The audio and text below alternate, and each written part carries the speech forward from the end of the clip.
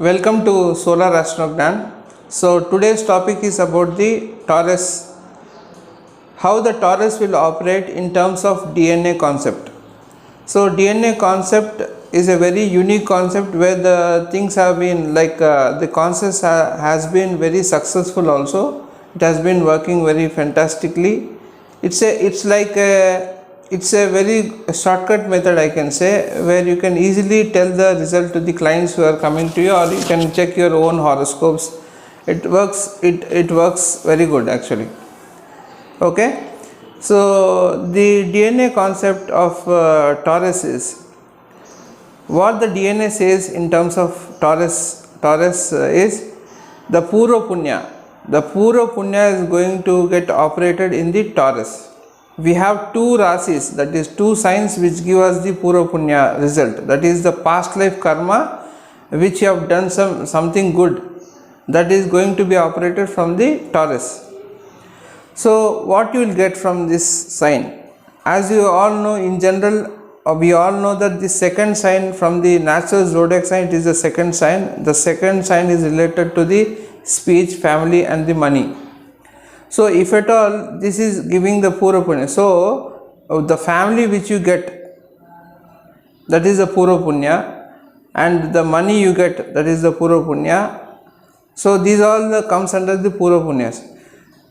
But it will not work in all these charts. The ascendant will not be the same and the zodiac sign should be different. From the ascendant it varies. Wherever the torus falls, the result will be given. But as per the DNA concept, what it says is whichever may be the ascendant for you or whichever may be the rasi for you, but the torus, whichever the planet is going and sitting there, but that will definitely give you some Purva Punya Phalitam.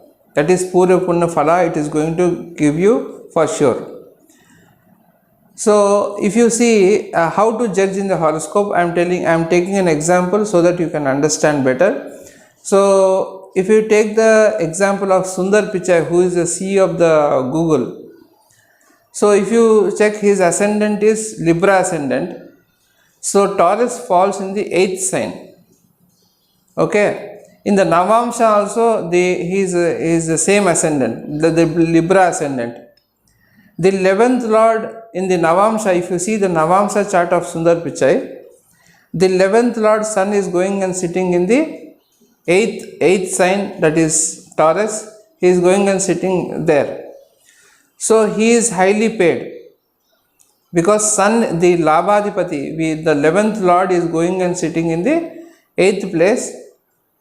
But even though he is sitting in the 8th place from the ascendant, he is giving a lot of money. He is giving you a lot of money because the only reason he is highly paid is because the Sun is, the 11th Lord is going and sitting in the Taurus.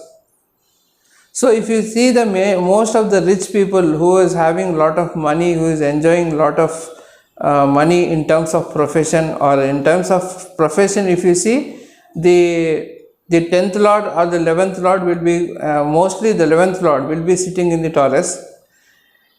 Okay, if at all he is earning very good money in terms of business, the 7th Lord will be sitting in the Taurus. So you check in various horoscopes and let me know in the comment section. But definitely this principle is working very good. You kindly check in different horoscopes and let me know in the comment section. And as I told you in the previous video also, that I am going to start a DNA class, but to my knowledge I am believing it, I should give it in a free.